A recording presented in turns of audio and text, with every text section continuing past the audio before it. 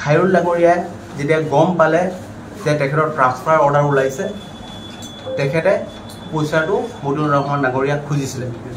আৰু মই জনামতে মই যিখিনি খবৰ পাইছোঁ, মতিউৰ ৰহমান ডাঙৰীয়াই নিজে কল কৰি পেলাই খায়ৰুল ডাঙৰীয়াক অফিচলৈ মাতি লৈ গৈছে। আৰু ইয়াত চবতকৈ ডাঙৰ কথা হৈছে যে যিখন ADS অফিচখন আছে, ADSৰ ৰুমটো, এইটো আমাৰ DC ডাঙৰীয়াৰ ৰুমৰ পৰা মাত্ৰ 100 মিটাৰ আঁতৰত। আৰু যদি আপুনি DC অফিচটো চায়, এইটো আমাৰ থানাৰ পৰা মাত্ৰ 500 মিটাৰ আঁতৰত। আৰু আমাৰ আৰক্ষী অধীক্ষকৰ যিটো অফিচ আছে, সেইটো DC ডাঙৰীয়া অফিচৰ ওচৰতে। গতিকে মতিউৰ ৰহমান ডাঙৰীয়াই যিটো অভিযোগ আনিছে, এইটো অভিযোগত দেখা যায় যে তেখেতে প্ৰশাসনক এক প্ৰকাৰ ব্যৰ্থ বুলি ক'ব বিচাৰি আছে, নিৰাপত্তা নোহোৱা বুলি কৈ আছে।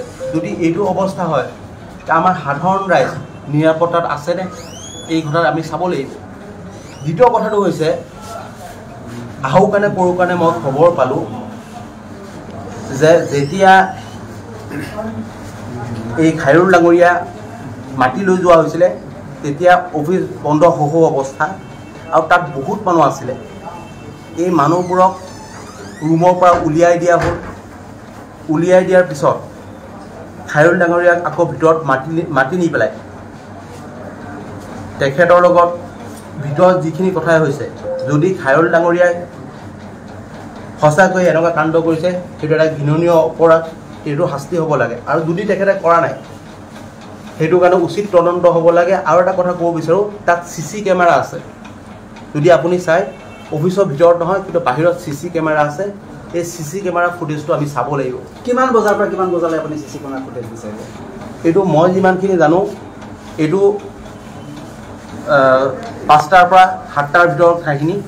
গতিকে এই টাইমখিনি CC কেমেৰাৰ ফুটেজটো আমি চাব লাগিব।